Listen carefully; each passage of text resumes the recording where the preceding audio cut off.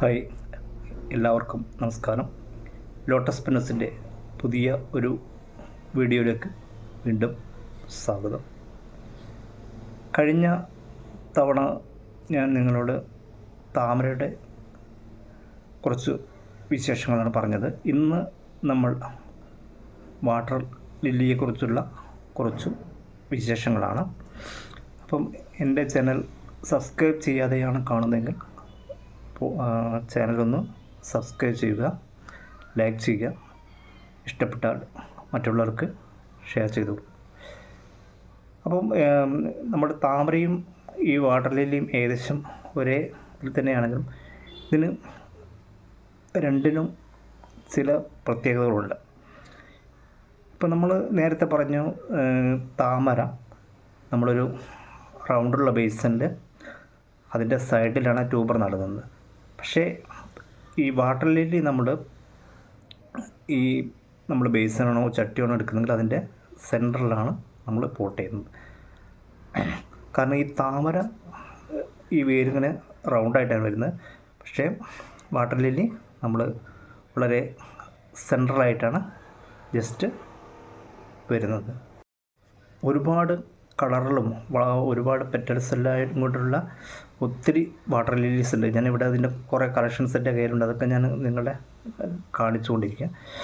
അപ്പോൾ ഇത് നമ്മൾ വാട്ടർ ലില്ലി പ്ലാന്റ് ചെയ്യാൻ വേണ്ടിയിട്ട് നമ്മൾ കഴിയുന്നതൊരു ഹൈറ്റുള്ള ചട്ടി എടുത്തിട്ട് അതിൽ ഫിക്സ് ചെയ്യുന്നതായിരിക്കും നല്ലത്. എന്നിട്ട് വേറൊരു വലിയ ബേസിലോ ഡബയിലൊക്കെ ഇറക്കി വെക്കുന്നതായിരിക്കും കൂടുതൽ.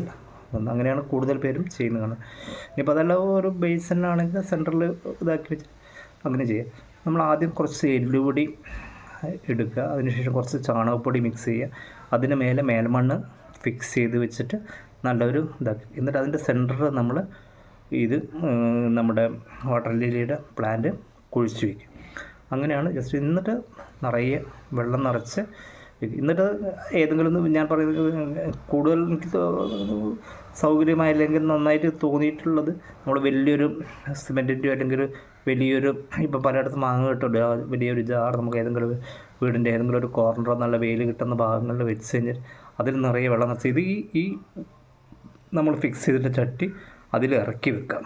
എന്നിട്ട് ബാക്കിയുള്ള ഇതിലൊക്കെ നമ്മൾ മറ്റേ അലങ്കാര മത്സ്യങ്ങളോ കല്ലുകളൊക്കെ വെച്ച് മനോഹരമാക്കി, കലകൾ വെച്ചിട്ട് കാരണം ഈ ഇലകൾ വന്ന് മൂടിക്കഴിഞ്ഞാൽ കുറച്ച് മീനുകളും കപ്പുകളൊക്കെ ഇട്ട് കഴിഞ്ഞാൽ ജസ്റ്റ് വന്ന്. പിന്നെ വരുന്നത് ഇടയ്ക്കിടയ്ക്ക് നമുക്ക് ഈ കുറേ വെള്ളം കെട്ടി കിടക്കുമ്പോൾ ഒരു പായൽ വരും. അപ്പം ദിവസം കുറച്ച് വെള്ളം നമ്മൾ എടുത്തിട്ട് നിറച്ച് അത് ഓവർഫ്ലോ ചെയ്ത് കഴിഞ്ഞാൽ എപ്പോഴും ഈ ഫ്രഷ് വാട്ടർ ഇങ്ങനെ വരുന്ന സമയത്ത് അതിന് കുറച്ചും കൂടി ഓക്സിജൻ ഇത് ചെയ്യാൻ കൂടുതൽ ഗ്രോത്തിന് സാധിക്കുന്നു. പിന്നെ ഈ പായലിങ്ങനെ കെട്ടി കിടക്കണം, നമ്മൾ കുറച്ച് കുമ്മായം ചെറിയൊരു കിഴി കെട്ടിയിട്ട് ഒരു 1-2 സ്പൂൺ കിഴി കെട്ടിയിട്ട് ഏതെങ്കിലും സൈഡിലാക്കി വെച്ച് കൊടുക്കുക. കാരണം ഞാൻ നേരത്തെ പറഞ്ഞത് നമ്മൾ സെൻറ്ററിലാണ് കുഴിച്ചിടുന്നത്. എന്നിട്ട് പിന്നെ ഫ്ലവർ ചെയ്യാൻ വേണ്ടിയിട്ട് നമുക്ക് DAB അങ്ങനെയുള്ള ഐറ്റംസൊക്കെ വേണമെങ്കിൽ ഇതിനകത്ത് നമ്മളൊരു കിഴി കെട്ടി കുഴിച്ചു.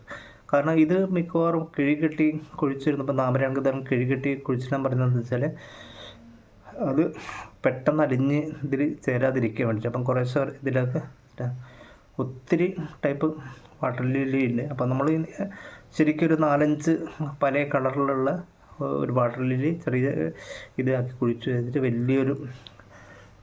നമ്മൾ വലിയൊരു ബേസിൻ, സിമെൻറ്റ് ബേസിൻ അങ്ങനെ എന്തെങ്കിലും വാങ്ങിച്ചാലെങ്കിൽ നമ്മൾ സ്ഥല സൗകര്യമുള്ളവരാണെങ്കിൽ നമ്മളൊരു ചെറിയൊരു റിങ് മാതിരി കെട്ടിയുണ്ടാക്കിയിട്ട് അത് പ്രത്യേക സ്ഥലം കെട്ടിയുണ്ടാക്കിയിട്ട് അതിൽ എല്ലാം ഇറക്കി വെച്ച് കഴിഞ്ഞാൽ ഒരുപാട് പല കളറുകളിൽ ഇത് ഒരുമിച്ച് വിരിഞ്ഞ് നിൽക്കും. അപ്പം ഞാൻ ഒരിക്കൽ കൂടി പറയാൻ, എൻ്റെ ചാനൽ സബ്സ്ക്രൈബ് ചെയ്യുക, ലൈക്ക് ചെയ്യുക,